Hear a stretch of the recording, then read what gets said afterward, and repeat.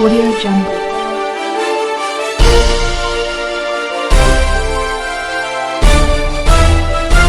Audio Jungle. Good morning friends. आज हूँ August 13 तारीख मंगलवार। आज किसी गुरुत्वपूर्ण खबर जानिबा ता पूर्व वीडियो लाइक करतु, चैनल को सब्सक्राइब करी पाखर आस्था बेल आइकन प्रेस करी ऑल सेट कर दियो। चलतु संपूर्ण खबर पर नजर पकाइबा। पांडियान को अड़ुआ बढ़िला, स्कानर रे हेलिकॉप्टर खर्च। बीजेपी सरकार को राडरे विके पांडियान। बीजेडी सरकार रे थिबा बेले पांडियान हेलिकॉप्टर बुला खर्चर होउची खळताड़।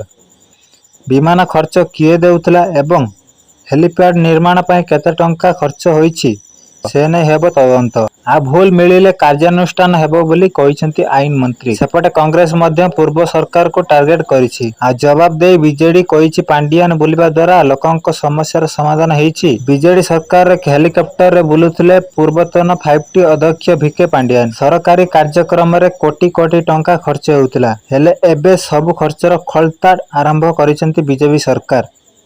हेलिकॉप्टर बुलार तदंत हेबा नै सूचना देइछन्ति आईन मंत्री पृथ्वीराज हरिचंदन।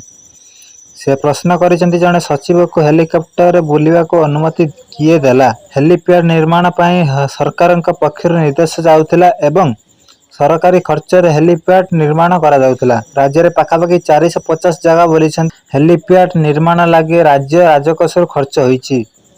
पांडियान का हेलिकॉप्टर गस्त खर्च किए वहन करितला तार स्पष्टता आसीबा दरकार। विभागीय सचिव हेलिकॉप्टर व्यवहार करबा नियम नाही, हेले तत्कालीन सरकार केमिति अनुमति देइथिले एवं हेलिकॉप्टर अवतरण करिया पाई प्रोसेस करिथिले से सब तदंत परिसरभुक्त हेबो एवं दोषी विरोध दंड विधान हेबो कहिसंती आईन मंत्री। सेपटे किछि दिन तले परिवहन मंत्री विभूति जेना मध्ये पांडियान का हेलिकॉप्टर बुलार तदंत हेबो बोली कहिथिले। परवर्ती खबर। कृषक मानक पाई बड़ घोषणा कले प्रधानमंत्री नरेंद्र मोदी। आज भारतीय कृषि अनुसंधान संस्थान ने कृषकंक पाई बड़ घोषणा करिसेंती। 109 प्रकारर फसल उन्नत बिहनर किस्म जारी करिसेंती। एही बिहन जलवायु अनुकूल एवं जैव सशक्त।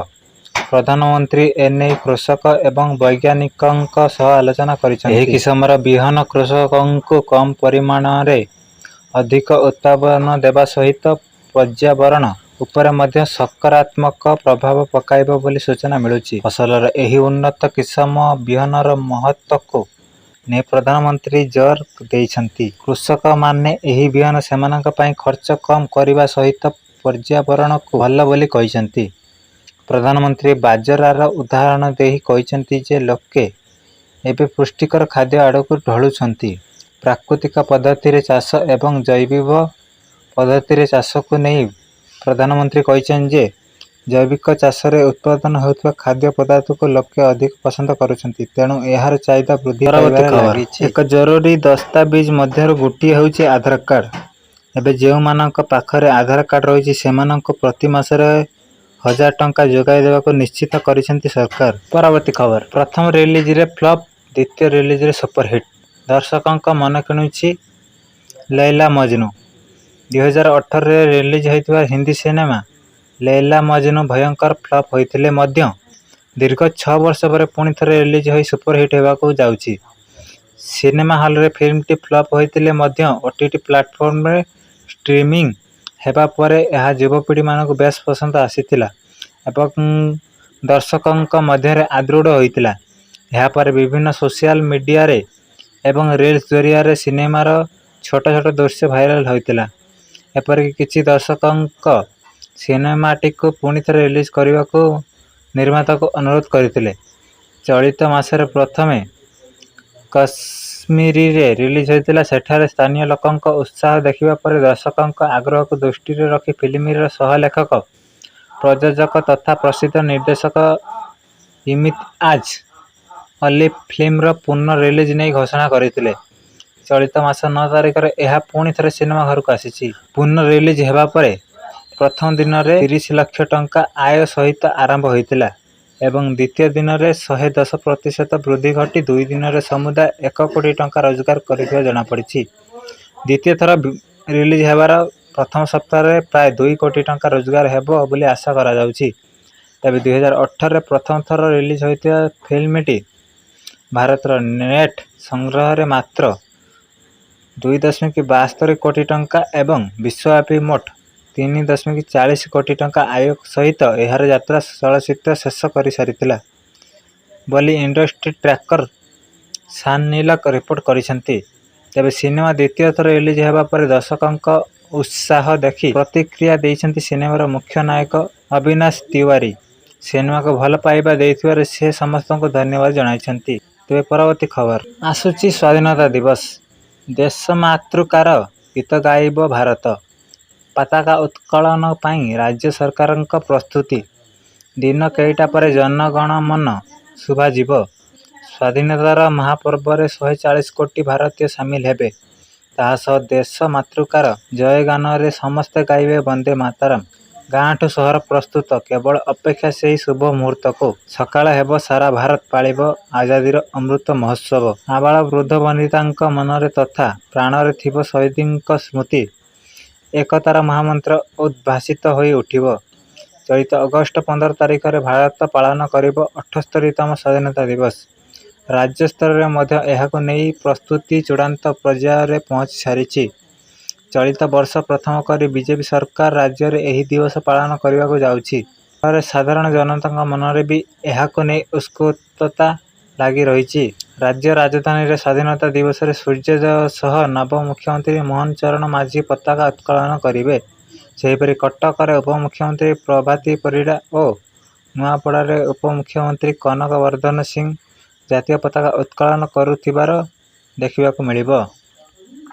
ସେହିପରି ପଶ୍ଚିମାଞ୍ଚଳର ବରଗଡ଼ ଜିଲ୍ଲାର ସ୍ୱାସ୍ଥ୍ୟମନ୍ତ୍ରୀ ମୁକେଶ କୁମାର ମହାଲିଙ୍ଗ, ଗଜପତିରେ ପରିବହନ ମନ୍ତ୍ରୀ ବିଭୂତି ଜେନା, ବାଲେଶ୍ୱର ମନ୍ତ୍ରୀ କୃଷ୍ଣଚନ୍ଦ୍ର ମହାପାତ୍ର, ବଲାଙ୍ଗୀରରେ ଗଣେଶ ରାମ ସିଂ, ମାଲକାନଗିରିରେ ସୂର୍ଯ୍ୟବଂଶୀ ସୁରଜ ପତାକା ଉତ୍ତୋଳନ କରିବାକୁ ଯାଉଛନ୍ତି।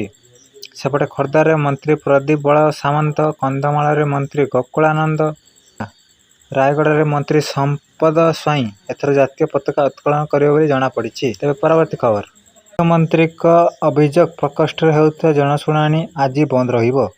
ପ୍ରତ୍ୟେକ ସୋମବାର ଦିନ ଜନଶୁଣାଣି ବନ୍ଦ ରହିବ ବୋଲି ସାଧାରଣ ପ୍ରଶାସନ ଓ ସାଧାରଣ ଅଭିଯୋଗ ବିଭାଗ ପକ୍ଷରୁ ସୂଚନା ମିଳିଛି। ସେହିପରି ଆସନ୍ତାକାଲି ବନ୍ଦ ରହିବ ମୁଖ୍ୟମନ୍ତ୍ରୀଙ୍କ ଅଭିଯୋଗ ଶୁଣାଣି। ସପ୍ତଦଶ ବିଧାନସଭାର ପ୍ରଥମ ଅଧିବେଶନ ଜାରି ରହିଥିବାରୁ ମୁଖ୍ୟମନ୍ତ୍ରୀଙ୍କ ଅଭିଯୋଗ ଶୁଣାଣି ବନ୍ଦ ରଖାଯାଇଥିଲା। ଗତ ମାସ 22 ତାରିଖରେ ମଧ୍ୟ ମୁଖ୍ୟମନ୍ତ୍ରୀଙ୍କ ଅଭିଯୋଗ ଶୁଣାଣି ବନ୍ଦ ଥିଲା।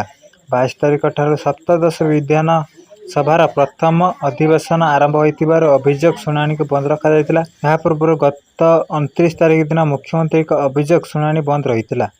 ତେବେ ଏହାର ପରବର୍ତ୍ତୀ ଶୁଣାଣି ସମୟ ଜନସାଧାରଣମାନଙ୍କୁ ଗଣମାଧ୍ୟମ ଜରିଆରେ ଜଣାଇ ଦିଆଯିବ ବୋଲି କୁହାଯାଇଛି। ତେବେ ପରବର୍ତ୍ତୀ ଖବର ମୁଖ୍ୟମନ୍ତ୍ରୀ ମୋହନ ଚରଣ ମାଝୀ ଆଜି ପଶ୍ଚିମବଙ୍ଗ ମୁଖ୍ୟମନ୍ତ୍ରୀ ମମତା ବାନାର୍ଜୀଙ୍କ ସହିତ କଥା ହୋଇଛନ୍ତି। ଆଳୁ ଯୋଗାଣ ସମସ୍ୟା ସ୍ୱାଭାବିକ କରିବାକୁ ମମତାଙ୍କୁ ଅନୁରୋଧ କରିଛନ୍ତି। ମୁଖ୍ୟମନ୍ତ୍ରୀ ମୋହନ ମାଝୀ ଅନ୍ୟପଟେ ଏ ଦିଗରେ ଉପଯୁକ୍ତ ପଦକ୍ଷେପ ନେବେ ବୋଲି ମମତା ପ୍ରତିଶ୍ରୁତି ମଧ୍ୟ ଦେଇଛନ୍ତି। ଆଳୁ ଟ୍ରକ୍ ଜଗିବାକୁ ଲାଗିଲା ସିସିଟିଭି। ପରବର୍ତ୍ତୀ ଖବର ଚାଷୀ ଚାଷ କଲେ ପେଟରେ ଦାନା ଗଣ୍ଡେ ପଡ଼ିବ।